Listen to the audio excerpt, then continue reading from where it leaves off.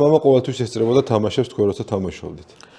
თავიდან ესწრებოდა რა და მე რო დაინახა რომ შენ შვილს შეიძლება აგინონ კიდევაც თუ რამე არასწორად გააკეთე და ცუდად გააკეთე მე გადაწყვიტა რომ ჯობია სახლში ტელევიზორში უყურო და აი ეს გინება და ეს უწმაწური სიტყვები მაშინაც იცოდნენ ხოლმე სტადიონზე მოთამაშეებს აგინებდნენ. კი, რა თქმა უნდა ისმის.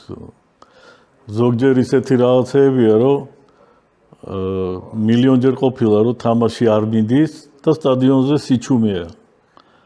და მით უმეტეს მაინც ვიღაცა თუ დაიყირა თან სახელი თუ თქვა ვიღაცის შენი დედა შენი ის რა თქმა უნდა ისმის და კი ყურადღებას ვითომ არ ვაქცევდით მაგრამ მაინც რო ხდება ყურჩი არ არის სასიამოვნო. ხო არ მით უმეტეს ხომ მშობლისთვის ძალიან რთულად აღსაქმელი მშობლისთვის მით უმეტეს ხო ეხლა ზიხარ თქვა გარშემო და დედას გაგიდებენ რა სასიამოვნო. ხო ნათქვამს გავთ ხალხს ძალიან უყვართ მაგრამ ცუდად თუ ვითამაშებდით ჩვენი წილი გინება რომ ჩვენი იყო ვიცოდით. ო დაუნდობლები ვართ ხოლმე ხო ადამიანები. ერთ დღეს შეგვიძლია ზეცაში ავყვანოთ ადამიანი და მეორე დღეს გავლანწყოთ.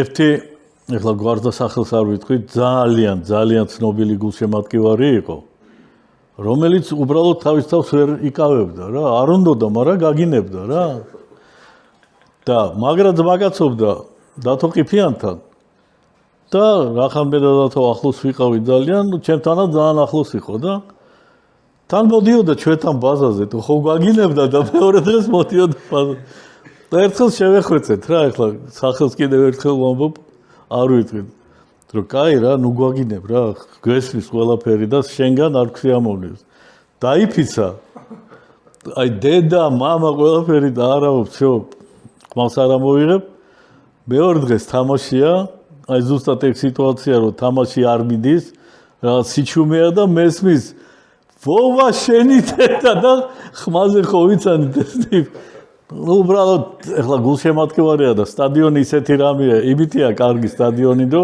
შენ ემოციებს თავისუფლად იმას იზავ და ну მოზდის ეს გინება გაგინოს რა მოხდა ეხლა მაგის